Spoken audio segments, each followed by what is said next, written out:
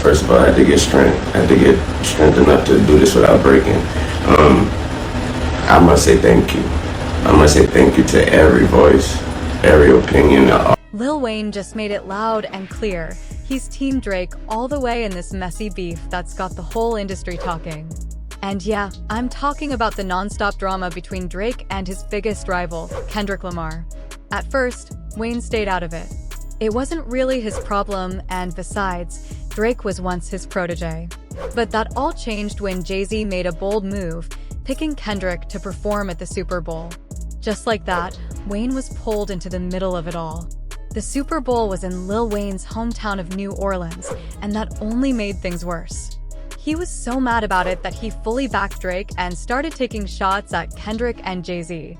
At first, it seemed like the drama might calm down after the Super Bowl, but nope, not even close. Wayne just roasted Kendrick's performance, calling it the worst halftime show ever. And if that wasn't enough, he's now dropping a diss track aimed straight at Kendrick. Oh man, this is about to get real. Let's break it down. A lot of people think Lil Wayne is only doing this because he's standing up for Drake, like he's really mad that Kendrick has been coming at him for so long. And honestly, it's easy to see why. Wayne is the one who put Drake and Nicki Minaj on the map. Back then, he was the boss, Drake was his golden boy, and Nicki was the queen. They ran the game and couldn't be touched. Wayne, Drake, and Nicki were running the game, topping the charts, and making big moves. But then things got tense between Wayne and Drake, and it had nothing to do with music. It was about a woman. Here's what happened. While Wayne was locked up, he trusted his crew to hold things down. But while he was behind bars, he found out something that shocked him. Drake had gotten way too close to his girlfriend, Tammy Terrace. Yeah, the same Drake he had put on and helped build up. Loyalty and trust got thrown out the window when Drake allegedly messed with Wayne's girl while he was locked up. To Wayne, that was the ultimate betrayal. When he found out, he was furious, and who could blame him? Sitting in prison, thinking your crew has your back, only to hear that your own protege is getting close to your girl? That's a low blow. And Wayne didn't hold back. He made it clear, this is the kind of thing no man ever wants to find out while he's behind bars. Wayne didn't hold back. He said finding out about Drake was one of the worst things he could have ever experienced as a man. If I wasn't locked up, who knows what I would have done, he admitted. It wasn't just because it was Drake, any man would have hurt me the same way. This wasn't some small argument. It marked the start of Young Money falling apart as the tight family they once were. Drake's actions sent shockwaves through the whole crew, shaking everything they had built. Suddenly, everyone started wondering about Drake's loyalty. Was he really all in for the team? Or was he just looking out for himself? The trust they once had was now in doubt. The fallout from the betrayal was huge.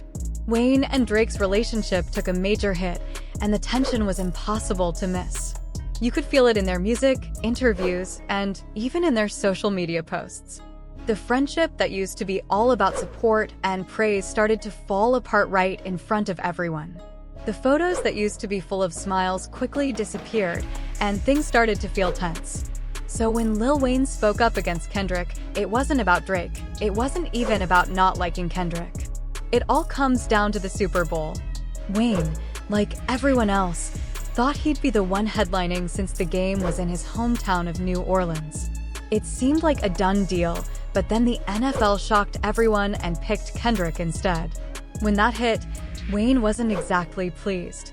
Hold back, he took to social media to express how deeply the snub had hurt him. It was clear that he felt overlooked and disrespected, especially given his own legacy in the game. Wayne's response wasn't subtle. He made sure his followers knew just how much the decision stung first. Position like somebody told me that was my position, while many fans interpreted Wayne's reaction as him being humble and expressing his feelings. Not everyone saw it the same way. Some people felt that by making it about himself, Wayne ended up stealing Kendrick's moment. It didn't take long for Kendrick to clap back. On his album GNX, he made a subtle reference to Wayne in the track, Whacked Out Girls. The name drop was pretty clear. It showed Kendrick wasn't happy with how things played out. And of course, that only made their already complicated relationship even more heated. Kendrick wasn't about to let this slide.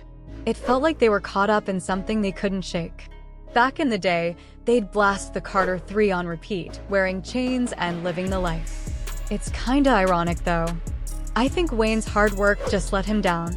But hey, call me crazy, everyone has their doubts. It made me change, turned me into someone who didn't care what people thought.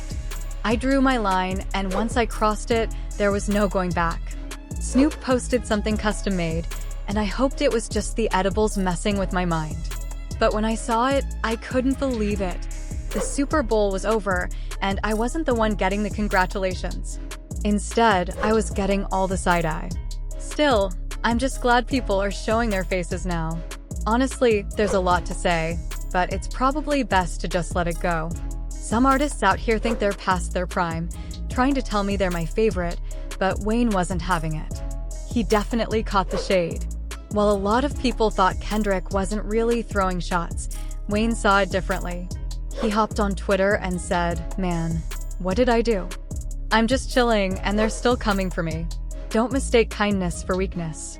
Let the giant sleep, please. No one really wants drama, not even me, but I'll bring it if I have to.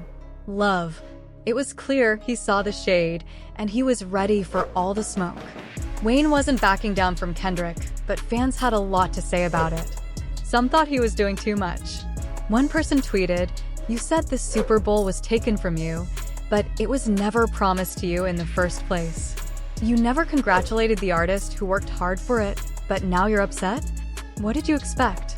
Another person pointed out, "Don't act like you didn't talk about the Super Bowl multiple times, saying it was taken from you. How would you feel if you actually got the spot?" People had mixed opinions, but it was clear Wayne wasn't letting go of the issue, and some fans felt like he should chill. Someone else pointed out that Wayne kept complaining about the Super Bowl being taken from him instead of just congratulating the artist who got the spot. What made his tweet even stranger was that just a little while before, he had sat down with sports broadcaster Skip Bayless and seemed to completely change his stance. In that interview, Wayne actually said he understood why the NFL didn't pick him as the headliner. So, seeing him tweet about being snubbed felt a bit confusing. On one hand, he was clearly upset, but on the other, he'd already shown he understood the decision. Wayne went off on social media, but just a little earlier, he seemed pretty calm and understanding in his interview. The way he handled things there didn't really match the fire he brought on Twitter. Fans were left scratching their heads, wondering why he got so upset online after being so chill in the interview. And speaking of the Super Bowl, let me hit you with this. Wayne seemed to understand why Kendrick name-dropped him in GNX. Instead of getting defensive, he took a more grown-up approach, recognizing why Kendrick did it. But what really surprised fans was when Wayne revealed that he had actually talked to Kendrick before the performance and wished him well.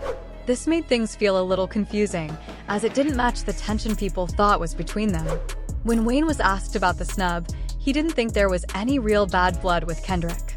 He explained, "I think he's just a fan. Like, I'm a fan of his music. He definitely respects my work, and I respect his. I think he saw what everyone else saw, how much we both respect each other."